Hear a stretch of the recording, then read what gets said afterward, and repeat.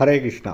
தெய்வ திரு ஆச பக்திவேதாந்த சுவாமி ஸ்ரீல பிரபுபாதர் விரிவான பொருளுரைகளுடன் அருளிய ஸ்ரீமத் பாகவதம் காண்டம் 3 பகுதி 1 பராமரிப்பு அத்தியாயம் 12 குமாரர்கள் மற்றும் பல்லோரின் படைப்பு. பதம் 3. திருண்ட்வா பாபியசீம் சிருஷ்டிம் நாத்மானம் பஃபமன்யத பகவத் தியான பூதேன மனசான்யாம் ததோ ஸ்ருஜத்.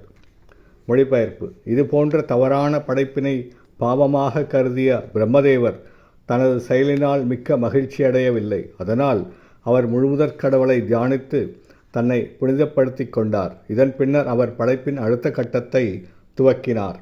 பொருளுரை. அஞ்ஞானத்தின் பல்வேறு பாதிப்புகளை படைத்திருந்த போதிலும் அவர் இந்நன்றிகெட்ட செயல்களினால் திருப்தி அடையவில்லை.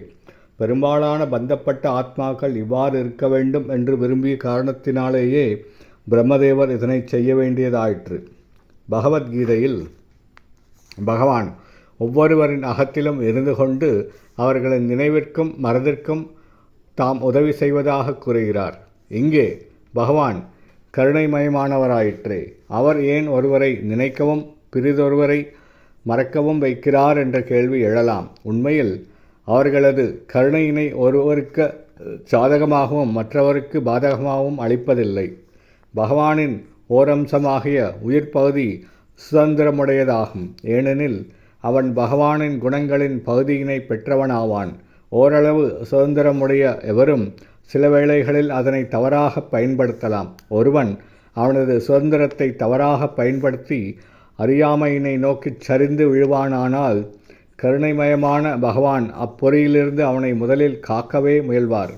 ஆயினும் அவன் தொடர்ந்து நரகத்தை நோக்கி சரிந்து கொண்டிருந்தான் என்றால் அவன் தனது உண்மையான அடையாளத்தை மறக்கும்படி பகவான் அவனுக்கு உதவுகிறார்.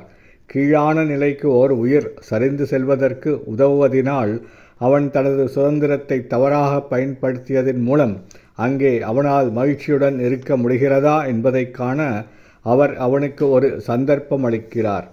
உலகில் இழிவான வாழ்க்கை வாழ்கின்ற கட்டுப்பட்ட ஆத்மாக்கள் அனைத்தும் தங்கள் சுதந்திரத்தை தவறாகவே பயன்படுத்துகின்றனர். ஆகையினால் ஐவகை அஞ்ஞானம் அவர்களின் மீது திணிக்கப்படுகிறது.